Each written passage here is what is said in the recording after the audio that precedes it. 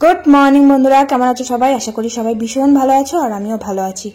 আর আজকে আমাদের ঘরের দেওয়ালগুলো দেখছি এত রসেছে, মানে খুব ভারী বৃষ্টি হচ্ছে, তো প্রচণ্ড ঝমঝমিয়ে বৃষ্টি হচ্ছে।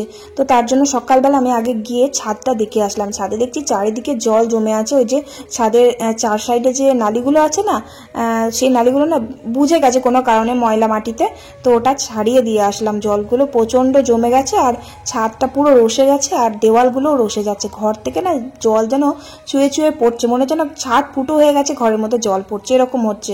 উপরের ঘরে তো তাও ঠিক আছে, নিচের ঘরগুলো এত মানে জল পড়েছে, মানে কিসের জন্য জানি না, পুরো দেওয়াল বেয়ে গড়িয়ে গড়িয়ে একদম টপ টপ করে এত জল পড়েছে যে মা নিচের ঘরগুলো না মানে নেতা করে জলগুলো চিপে চিপে ঝাঁকতে হয়েছে। ভাবো তাহলে, এতটা ঘরদোর রসেছে, দেওয়ালগুলো এতটা পরিমাণে নষ্ট হচ্ছে। তো তার জন্য ছাদের জলগুলো একটু ভালো করে পরিষ্কার করে নালিগুলো পরিষ্কার করে দিয়ে আসলাম। আর এই ভারী বৃষ্টির জন্য আরো মানুষের কোথায় না কোথায় কত খবরে দেখছি চারিদিকে কত ক্ষতি হয়ে যাচ্ছে, মানুষের ঘর বাড়ি ভেঙে যাচ্ছে। সত্যি খুব খারাপ লাগে এই খবর, ওই জন্য আমি দেখতে পারি না, একদম আমার মনটা খুব খারাপ হয়ে যায়। কত মানুষের কত ক্ষয়ক্ষতি হয়ে যাচ্ছে চারিদিকে, শুধু খবরে এই বন্যা হয়ে যাচ্ছে, বাড়ি ঘর ভেঙে গেছে, এরকম খবর। আমার প্রচণ্ড খারাপ লাগছে এইসব দেখে। ফোন খুললেই শুধু ওরকম ভিডিও, ওরকম সব কিছু, খুব কষ্ট লাগে। কারণ যাদের ঘর বাড়ি নেই তাদের এই বৃষ্টির সময় প্রচুর কষ্ট হয়। যাদের আছে তারা আর কি মর্ম বুঝবে বলো, আমরা কি আর মর্ম বুঝবো? যাদের ঘর বাড়ি নেই তারাই ভালো জানে যে তাদের কষ্টটা কি বৃষ্টিতে। প্রচুর, মানে আমরা পাকা বাড়ি, তাই ঘরের মধ্যে বৃষ্টিতে এত পরিমাণে ছাট যাচ্ছে চারিদিকে, জানলা দেওয়া সব কিছু দেওয়া, কিভাবে ছাটেতে জানলাগুলো সব ভিজে নষ্ট হয়ে যাচ্ছে, দেওয়াল পর্যন্ত রসে যাচ্ছে তাই অবস্থা। আর কালকে বেশিরভাগ সব থেকে মানে হাইয়েস্ট বৃষ্টি হয়েছে কালকে, প্রচুর। আমাদের বাড়ির পিছনের পুকুরটা একদম ডুবে গেছে। ধরো আমাদের বাড়ির পিছনেই পুকুর, তো এবার পুকুরের জল না বাড়ির ভিতর দিয়ে চলে আসছে। আমাদের পিছনের যে জায়গাটা আছে না, কুলতলা বলি না, ওখানটাতে না ওই পুকুরের জল পর্যন্ত আমাদের পিছন দিয়ে চলে এসেছে। মানে আমাদের যে পিছনে ময়লা মাটি নোংরা ফেলার যে একটা নালা মতন ছোট্ট মতন করা আছে, সেটা তো পুরো ভর্তি হয়ে গেছে আর জলে পুরো ডুবে গেছে আর কি। একদম খুব অবস্থা খারাপ, কারণ বাড়ির পিছনে পুকুর তো, আর দেওয়ালে একদম জল উঠে চলে এসেছে, পুরো পুকুর ভর্তি। পরশু দিনকেই দেখলাম পুকুরটা যে জল এখন অনেকটাই নিচে, কিন্তু কালকে দেখছি যে একদম জল পুরো উপরে চলে এসেছে বৃষ্টির জন্য। কালকে এত পরিমাণে বৃষ্টি হয়েছে, আর সকালবেলাতেও বৃষ্টি হচ্ছিল, সিপসিপ করে বৃষ্টি হচ্ছিল, কিন্তু মেঘ আছে প্রচুর, মনে হচ্ছে না এখনো বৃষ্টি হবে। তো ঘরগুলো আবার এই এক জ্বালা, আমার বর্ষাকাল পড়লেই না ঘরগুলো শুকোতে চায় না, যতই শুকনো করে মুছি না কেন ঘর কিছুতেই শুকোবে না। আমার খুব বিরক্ত লাগে, পাখা চালিয়ে দিলেও ঘর শুকোবে তো, কিন্তু চ্যাট চ্যাট করে কেমন আঠার মতন রসে যায় দেওয়ালগুলো, তারপরে পায়ে নিচের সানগুলো কেমন যেন চ্যাটচ্যাটে হয়ে থাকে, খুব বিরক্ত লাগে, ভালো লাগে না বর্ষাকালটা।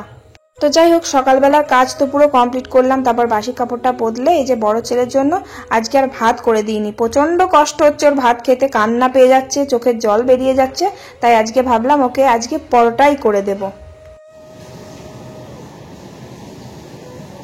আবার পরোটা, আবার ভাত, তাই জন্যই তো বানাচ্ছি, ভাত করি আমি।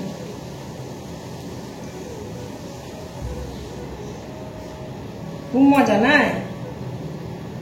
ভাত খেতে হলে জ্বালা।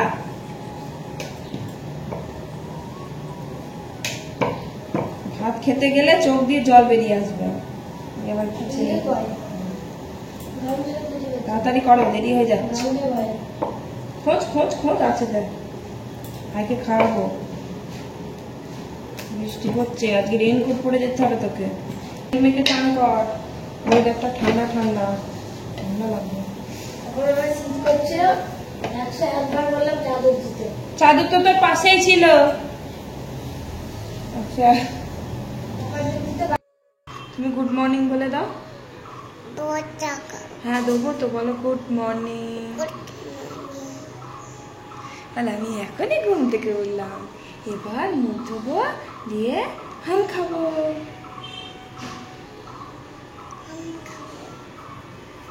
চলো মুখ ধুয়ে দিই তোমায়। দাদা পুরো কমপ্লিট, আর মামা এখন মোষের মতন ঘুমোচ্ছে। এই মামা ওঠ রে, চা খাবি না নাকি? পরে ঘুমা তাহলে। দুই ভাই দুই রকমের হয়েছে, এ একজন একরকম আর আমার ছোটটা তো আর একরকম। এই যে সে রাত জেগে কালকে যে কম্পোজিশনটা কমপ্লিট করছিল সেটাই আর কি আমাকে দেখাচ্ছে। যেটাই করুক না কেন সেটা আমাকে দেখাবে যে কেমন করেছি। তো যাই হোক, মন দিয়ে কাজ করেছে, ভালোই হয়েছে। তারপর উনি চা দিয়ে পরোটা খেয়ে স্কুলে গেল, বলার তো কিছুই নাই। আলু ভাজা দিয়ে করে দিলেও খাবে না, আলু চচ্চড়ি তো দু চোখের জ্বলা। তাছাড়া শুধুমাত্র ঘুগনিটা খেতে ভালোবাসে, তো এখন তার ঘুগনি করে দেওয়া সম্ভব নয়, তাই চা দিয়ে পরোটা খেয়ে গেল। খুবই খুশি আর খুবই তৃপ্তি করে খেলো। ভাত খেতে যে ওর কত বড্ড জ্বালা হয় সে আমিই ভালো করে জানি।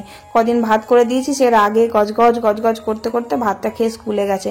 আমার আর ওসব দেখে না মানে বিরক্ত লেগে যাচ্ছে। ছেলেটা যে ভাতটা খেয়ে শান্তি করে স্কুলে যাবে সেটাও না, মানে এত বিরক্তকর মুখ নিয়ে যায়, আমার দেখলেই মায়া লেগে যায়। যে ডিম ভাজা করে দিই, দুটো আলু ভাজা করে দিই, ছোলা সিদ্ধ করে দিই, তাই দিয়ে গরম গরম ভাত আলু সিদ্ধ কত ভালো লাগে বলো তো, ঘি দিয়ে। ও মা খাবেই না, মানে কেঁদে ফেলবে। তার জন্য আমি রাগ করে ভাবলাম ভাত করেই দেবো না, ওরকম মুখ নিয়ে স্কুলে যাবে, তার থেকে বরং পরোটা আর ওই চাই করে দিই, যা হয় হবে। তো তা বলে কিন্তু রোজ করে দেবো না, এই আজকে করে দিলাম, আবার কালকে কিন্তু ওই ভাতই করে দেবো ওকে। আর টাইটা এত দেরি করে ঘুম থেকে উঠবে কি বলবো, কখন থেকে ডাকি আমি, 7টা থেকে ডাকা শুরু করি, ও কিছুতেই ঘুম থেকে উঠবে না। 8:30টার সময় ঘুম থেকে উঠবে, হুটো পাঠা করে, যেই দেখবে টাইম নেই তাড়াতাড়ি করে চান টান করবে, খাবে দাবে, ড্রেস পরবে, তারপর টাইটা পরতে ভুলে গেছে। দিয়ে বলছে তাড়াতাড়ি আমাকে টাইটা ব্যাগের মধ্যে ভরে দাও তো, আমি স্কুলে গিয়ে পরবো। আর ওদিকে ওর বাবা খুব বকা দিচ্ছে, এদিকে টাইম হয়ে যাচ্ছে, দোকানে খদ্দের বসিয়ে স্কুলে দিতে যায়, তাই জন্য তাড়াতাড়ি করে ছুটে চলে গেল। টাইটা বাড়িতে পরেই যেতে পারতো, কিন্তু হুটো পাটা করছে যে প্রচন্ড দেরি করে ফেলেছে, তাই জন্য টাইটা আর পড়লো না, ব্যাগে করে নিয়ে গেল, স্কুলে গিয়ে পড়বে।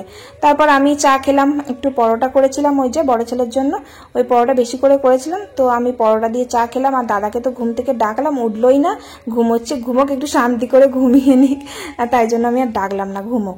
তারপর আমি নিচে চলে এলাম, দিয়ে যে ভাত তো মা অনেকক্ষণ আগেই বসিয়ে দিয়েছিল, ভাত হয়ে গেছে, ভাতটা এই যে নামিয়ে দিচ্ছি আমি। আর রান্না বান্না আজকে নিরামিষ করব, কারণ বৃহস্পতিবার, মায়ের ওই যে গুরুবার, তার জন্য আজকে নিরামিষ রান্না করব। আজকে সোয়াবিন তরকারি করব ভাবছি, নিরামিষই বলতে সোয়াবিনটা ভালো লাগে। নিরামিষি পদ অনেক রকমই হয়, দেখো আলু পটলের তরকারি, ফুলকপির তরকারি, বাঁধাকপি, তারপরে পনিরটা আমাদের বাড়িতে আনলে কেউ পছন্দ করে না, খাই না, আমি তো খাই না, আমার বর খাই, আমার ছেলে খায় না বললেই চলে, একদম খুবই কম, আমার শাশুড়িও খায় না, তারপরে বাবাও খায় না, জেঠু খায়, এরকম মানে খুব একটা পছন্দ করে না আমাদের বাড়িতে। আমি ছানা খেতে পারি না, তো তাই জন্য পনিরটা গন্ধ লাগে, একদমই ভালো লাগে না, মানে জোর জার করলে খুব জোর একটুখানি খাবো, কিন্তু আমার ভালো লাগে না, ভক্তিই লাগে না। পনির যদি কোনো তরকারিতে দেয়, মানে আলু পটলের তরকারিতে যদি পনির দেয়, সেই তরকারিটাই খেতে ভালো লাগে না, তাই জন্য সোয়াবিন তরকারি করবো। সোয়াবিন তরকারিটা আমার ভীষণ ভালো লাগে।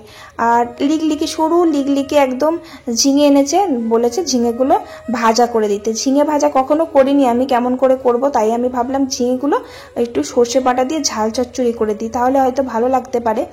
তো তারপর আজকে তো নিরামিষ, তাহলে কিসের বড়া করব, পেঁয়াজ দিয়ে তো বড়া করতে পারবো না, তাই পটল আর একটু আলু ঝিরি ঝিরি করে কুচিয়ে বেশ মচমচে করে বড়া ভাজলাম, একটু ঝাল ঝাল করে, একটু জল খাবারে খাওয়া যাবে। শুধু আলু সিদ্ধ দিয়ে ভাত দেবো দাদাকে, আর কালকে আলু পটল সব ভেজে ভেজে দিয়েছি, কাল ডিম ভাজা করে দিয়েছিলাম, আজকে আবার কি দিয়ে ভাত দেবো, জল খাবারটাই বেশিরভাগ প্রবলেম হয়ে যায়, জল খাবারটাই কি দিয়ে ভাত দেবো, কারণ তরকারি একটু করার মতো সময় থাকে না, অনেকটা দেরি হয়ে যায় কাজ সারতে, ভাত হতে হতে, যে একটু তরকারি করব, ভাত হয়ে যায় তখনই প্রায় 9:45 মতন বাজে। তাহলে তরকারি করতে গেলে কখন আবার ভাত দেবো বলো তো, তাই জন্য আর হয় না। তো যাই হোক, তারপরে বড়া ভাজলাম, দিয়ে সোয়াবিনটা রান্না করব বললাম না, সোয়াবিনটা ভিজিয়ে রাখলাম একটু জলে, গরম জলটাই ফুটিয়ে নিলাম। একটু গরম জলে সোয়াবিন ফুটিয়ে নিলে না তরকারিতে বেশ নরম হয়, খেতে ভালো লাগে। আর মোচা রান্না করব আজকে। মোচাটা কেনা নয়, মোচাটা একজন দিয়েছে, একটা পিসি মাকে দিয়েছে। তো মা কালকে রাত্রে কেটে রেখেছিল। মোচা তো আগের দিন রাত্রেবেলা কেটে রাখলে কষটা বেরিয়ে যায়, ভালো হয়। তো মোচাটা আমার ভীষণ প্রিয়, খুবই ভালো লাগে খেতে। মোচার ধোকা, মোচার ডালনা, মোচার বড়া কিন্তু দারুণ লাগে খেতে। মোচার বড়া করলাম না, তার কারণ খুব বেশি ছিল না, মানে অল্পই ছিল, এবার অনেকগুলো লোক তো বাড়িতে, তাই জন্য মোচার আর বড়া করলাম না। বড়া করতে গেলে তরকারিতে আর হবে না, অল্প হয়ে যাবে। তো আলু তারপরে ছোলা ওই মোচার মধ্যে দিয়ে দিলাম, দিয়ে একটু সিদ্ধ করে নিলাম। তারপরে এই যে দেখো প্রচুর পরিমাণে বৃষ্টি শুরু হয়ে গেছে, আর এই বৃষ্টির মধ্যে রান্নাঘরেই রান্না করতে হবে। এই রান্না বান্না সব তুলে নিয়ে গিয়ে আবার ও ঘরে রান্না করতে গেলে না আরো বেশি প্রবলেম হয়ে যায়। ও ঘরটা আমার রান্না করতে একদমই ভালো লাগে না, মানে রান্নাঘর বলতে ওই গ্যাসের কথা বলছি। গ্যাসে রান্না করলে কেমন শান্ত, একটু জল পড়লে কাদা হয়ে যায়, বিচ্ছিরি লাগে। আর ওখানে তো সবাই খাওয়া দাওয়া করে, এক জায়গায় খাওয়া দাওয়া, একই জায়গায় রান্না বান্না, ভালো লাগে না আমার। কিন্তু এখানে খুব সুবিধা হয় রান্না করতে।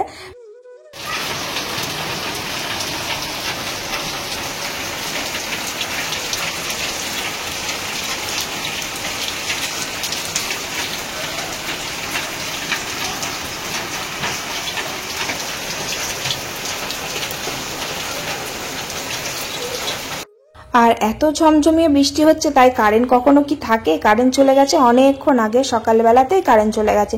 প্রচুর বৃষ্টি হচ্ছে, বৃষ্টিটা সকালবেলা ছিল না, কিন্তু বৃষ্টিটাই যে রান্না করতে করতে প্রচুর ঝমঝমে শুরু হয়ে গেল।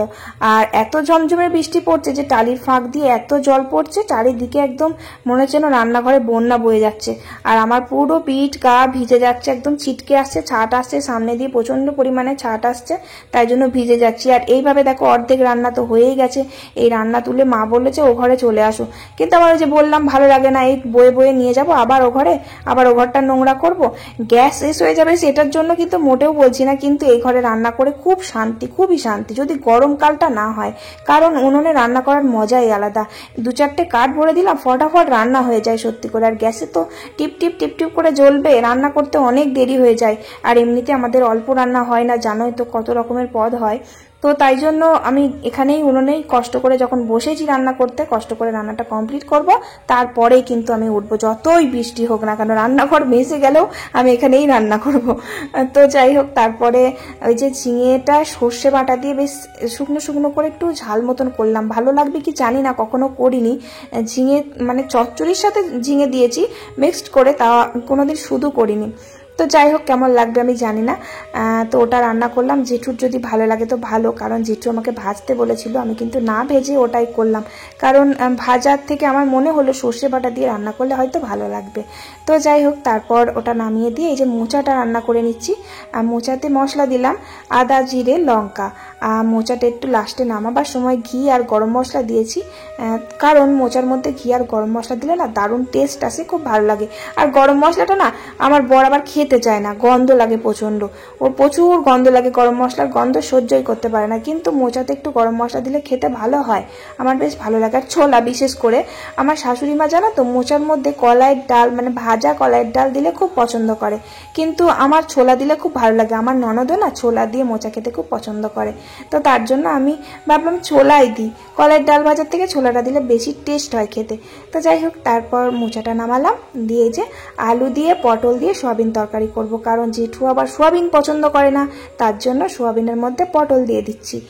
তো সোয়াবিনটা ওই যে সিদ্ধ করে রেখেছিলাম, দিয়ে ভালো করে চিপে ভেজে নিলাম, পটলটাও ভেজে নিলাম, দিয়ে মাখো মাখো করে তরকারি করব। আর একটু পেঁপেও দিয়েছি, বাবা আবার আলু খাবে না, তাই জন্য বাবা পেঁপেগুলো খেয়ে নেবে। আমার মা জানো তো সোয়াবিন তরকারি কিভাবে করতো, মা আবার আলু সোয়াবিনটা একসাথেই সিদ্ধ করে নিত, গলা গলা হয়ে যেত, দিয়ে কিভাবে রান্না করতো জানি না, তবে খুব টেস্ট হতো ওই মায়ের হাতের সোয়াবিন তরকারিটা। আমি মনে হয় ভিডিওতে বলেছিলাম তোমাদের যে মায়ের হাতের সোয়াবিন তরকারিটা আমার খুব ভালো লাগতো।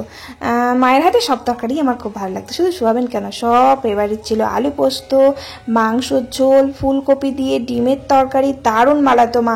ফুলকপি দিয়ে গোটা গোটা হাঁসের ডিম বা মুরগির ডিম, যাই হোক, ফুলকপি দিয়ে আমি একটা শর্ট ভিডিওতে দিয়েছিলাম, ডিম ফুলকপির তরকারি আমার মায়ের হাতে স্পেশাল বানানো, ওটা আমি মায়ের কাছ থেকে শিখেছিলাম, তবে বিয়ের পর। কি দারুণ খেতে লাগে সত্যি, আমার ফুলকপিটা খুব প্রিয়, খুব ভালো লাগে, কিন্তু প্রচণ্ড গ্যাস অম্বল হয়। এই তো শীতকাল পড়ে যাবে, তারপরে আবার ফুলকপি। আর ফুলকপি যদি আসে তো বাড়িতে ফুলকপি এসেই যাবে, যে জিনিসটা আসে আমাদের বাড়িতে সেটা মানে ঘন ঘন হয়েই যায়। তো কি আর বলবো, তারপরে যে সোয়াবিন তরকারিটা রান্না করে নিলাম, আর লাস্টে কিন্তু একটু ডালও করেছি, সেটার আর ভিডিও করিনি। প্রচুর বৃষ্টি পড়ছিল, রান্না করতে প্রচুর প্রবলেম হচ্ছিল, তো পুরো ভিজে ডবডবে হয়ে গেছিলাম। কড়াই তো আমি মাজতে পারিনি, একটা বাসনও মাজতে পারিনি, ওখানে নামাতে গিয়েই আমি ভিজে গেছি। তারপর গুবলু সোনাকে মা তো চান করিয়ে দিয়েছিল, আমি ঝটাপট এসে খাইয়ে দিলাম, দিয়ে ঘুম পাড়িয়ে দিলাম। তারপরে এই যে আমরা খেয়ে নিচ্ছি, আর ঝমঝমিয়ে বৃষ্টিটা একটু কমেছে, তাই আমরা সামনের বারান্দাতে খেতে বসলাম। তারপর গুবলু সোনা 3টে সাড়ে 3টের সময় ঘুম থেকে উঠে বলছে পেটে ব্যথা করছে। আমার গুবলু সোনা কিন্তু কোনো প্রবলেম হলে, মানে যদি কোনো কষ্ট হয়, এখন দেখি বলে, যদি পেটে ব্যথা করে তাহলে বলবে মা পেটে ব্যথা করছে, আবার যদি খিদে পায় বলবে খিদে পেয়েছে, পেটটা হাত দেবে দিয়ে বলবে খিদে পেয়েছে। যাই হোক, বলতে পারে, ওটুকুই আমার কাছে অনেক বড় পাওয়া এইটুকুনি বয়সে। তো পেটে ব্যথা করছিল বললো, তারপরে ওষুধ খাওয়ালাম 3টের সময় ওকে, দিয়ে তারপর পটি করলো, তারপর একটু কমে, কারণ কালকে না পটি করেনি তো, তাই জন্য পেটটা ব্যথা করছিল। তারপর ওই যে মামার কোল থেকে তো নামতেই চাইছে না, মামা যেখানে যাচ্ছে সেখানে উনি যাচ্ছে, মামার পেছনেই ছাড়ছে না, মামার কোলে ঘুরঘুর করেই যাচ্ছে।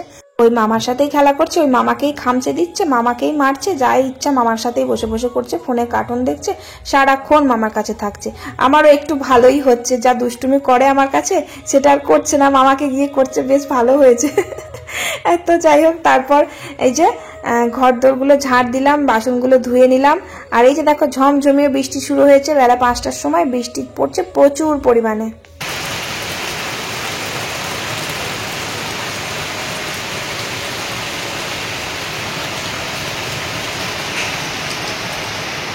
কি অবস্থা দেখো, কারেন্ট নেই, কারেন্ট গিয়েছে কখন, সে বিকালবেলা না, সে বিকালে কারেন্ট গিয়েছে 4-5 বার এলো, দিয়ে আবার চলে গেছে। এই লাইটটা জ্বলছে, ওই চার্জার লাইট, টিপটিপ করে, ঝমঝমিয়ে বৃষ্টি হচ্ছে একদম পুরো, সেই বিকেল থেকে কেন, সে দুপুর থেকে হচ্ছে, দুপুর থেকে কেন, সকাল থেকে টিপটিপ করে হচ্ছিল, আর এখন ঝমঝমিয়ে। এই একটাই বর্ষা, এই একটাই চার্জার লাইট আছে, আর নেই। সব আমার ফোনেও চার্জ নেই, 20% চার্জ আছে। এখন মুড়ি খাবো, পাঁপড় ভাজছি। আর আমার বর আজকে বিকেলবেলা বললো দোকানে যাব না, এত বৃষ্টি পড়ছে। তারপর আবার বৃষ্টিটা বিকেলের দিকটা একটু সামান্য থেমেছে, আর সোজা দোকান চলে গেছে। আর বাড়ির সামনেই দোকান, তো যদি একটু রাস্তাতে হতো বা একটু দূরে হতো তাহলে আর যেত না, কারণ প্রচুর বৃষ্টি হচ্ছিল বিকেল টাইমটা। একটু সামান্য থেমেছে আর দোকানে চলে গেছে। তো বাড়ি এসে বলছে প্রচুর খিদে পেয়েছে, আর বৃষ্টি হলেই না একটু পাঁপড় ভাজা, একটু বেগনি, একটু চপ খেতে খুব ভালো লাগে। আর এতটা পরিমাণ বৃষ্টি হচ্ছে যে চপের দোকানগুলো একটাও খোলেনি, 2টো আমাদের বাড়ির সামনে দোকান আছে, একটাও খোলেনি। তাই বেশ করে পাঁপড় টাপড় ভাজলাম, ছোলা সিদ্ধ করলাম, বাদাম ভাজলাম, দিয়ে এক বাটি মুড়ি নিয়ে সবাই মিলে একসাথে খেলাম। দাদা, আমার বর, আমার বড় ছেলে, আমি, সবাই মিলে। আর পাঁপড় ভাজা মাকে, বাবাকে, জেঠুকে নিচে দিয়ে এসেছি, দিয়ে এই যে আমরা মুড়ি খেয়ে নিলাম। চলো আজকের ভিডিও এখানেই শেষ করছি। ভালো লাগলে একটা লাইক কমেন্ট করে দিও। Tata, bye, good night.